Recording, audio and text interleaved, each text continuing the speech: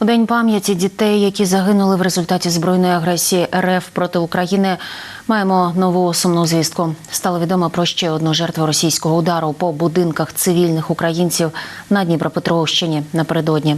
Там загинула дворічна дівчинка. За даними Офісу Генпрокурора, рашисти вже забрали життя 485 українських дітей. Ще понад 1000 поранили. Цього українці їм ніколи не пробачать. А ЗСУ б'ють та викурюють окупантів із нашої землі. Крок за кроком вони визволяють Україну від руського духа та насипають із повітря. Цієї доби прилетіло по тимчасово окупованих Криму, Мелітополю та Маріуполю. А от звільняти тимчасову федерацію від диктаторського режиму Путіна російським повстанцям допомагають польські добровольці.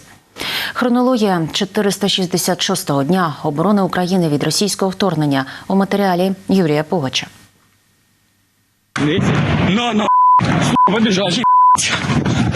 Криме, спиш?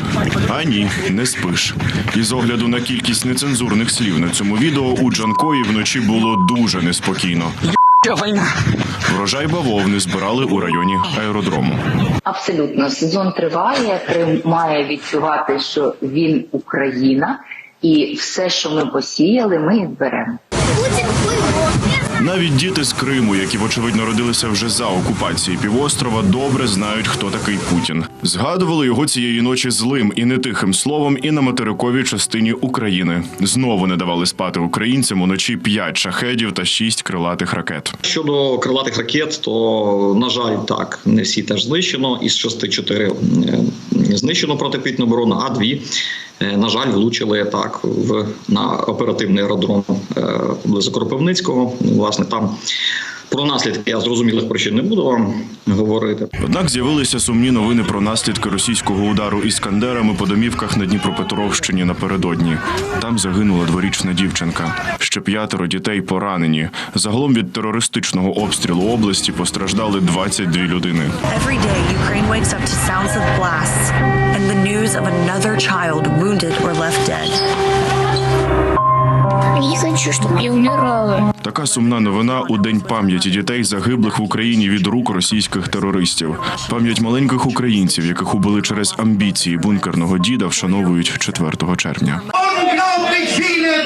Путін знищує цілі міста та села, руйнує дороги та інші автошляхи. Він вбиває дітей та людей похилого віку в Україні. Путін наражає на небезпеку і власних громадян. Ми не знаємо точно, скільки молодих російських солдатів вже вмерло в Україні заради його мрій. Ймовірно, це 100 або 150 тисяч. Та це далеко не кінець. Українські оборонці натякають, що рашистів на концертах Кобзона скоро добряче побільшає. І роблять це наші воїни тихенько. Тож далі тихий хіт-парад визволення територій України. Наші збройні сили відбили ворожу атаку на Сватівському напрямку, завдали удару у відповідь та просунулися на 400 метрів. Це на Луганщині. А на Запоріжжі в районі Іванівського лісу десантники деокупували значну ділянку території. Накивали п'ятами з південно-західних околиць Бахмуту і вагнерівці. Там знову встановили контроль ЗСУ. А от окупанти вже не так тихо намагаються наступати біля Масютівки, Новоселівського, Куземівки, Макіївки, Білогорівки та Спірного. Бої там тривають майже цілодобово. Так само ледь не цілодобово відбувається визволення Білгородщини. З важкої арти гатять по будинках цивільних у районі Нової та Волжанки війська РФ. Прикордонні райони там просто таки рівняють із землею. Так вони перетворюються на сіру зону. У містах та селах банди мародерів, а в небі заборонені фосфорні боєприпаси.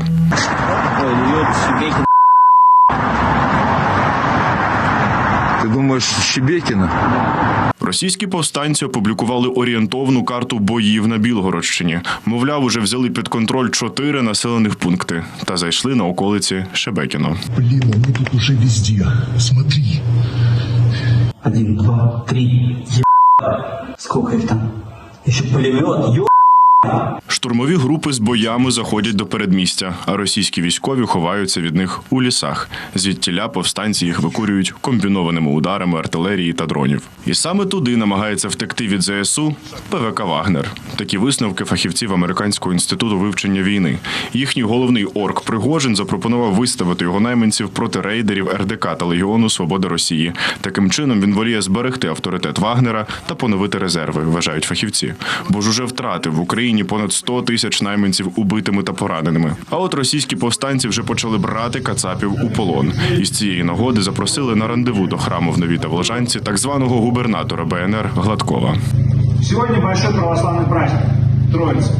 И я предлагаю вам обменять этих пленных всего-навсего на пару минут общения с вами в храме, без оружия и без солдат. Гладков очікувано від пропозиції відмовився. Натомість висунув свої умови.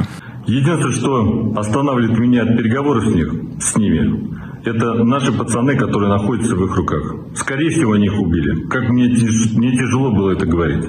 Но если они живые, с 17 до 18 МАП Шебекина. Гарантирую безопасность. Все.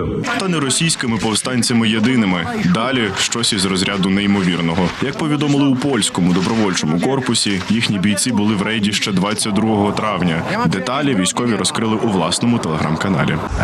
Kochanie, chciałem ci powiedzieć, że odebrałem z nowej poczty przesyłkę.